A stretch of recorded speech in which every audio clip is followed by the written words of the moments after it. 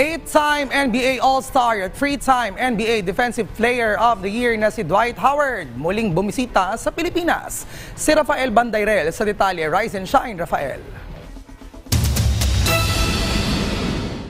Matapos katawanin ang Pilipinas sa 33rd Dubai International Basketball Championship noong Enero, nasa bansa na naman ngayon ang dating NBA superstar na si Dwight Howard. Sa kanyang eksklusibong panayam sa PTV, sinabi ni Howard na talagang malapit sa puso niya ang bansa. Kaya naman nagpasa siyang isama rito ang kanyang pamilya sa unang pagkakataon.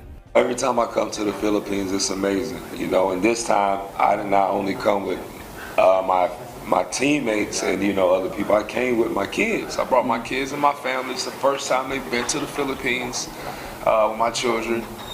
So it's been so amazing having them here, and I'm just so thankful and glad to be here again. Kasalukuyang naglalaro si Howard para sa Taiwan Mustangs na kabilang sa mga kupunang nakikipagsapalaran sa The Asian Tournament. Sabi ng high-flying big man, nag-uumapaw ang natatanggap niyang suporta mula sa Asian basketball fans.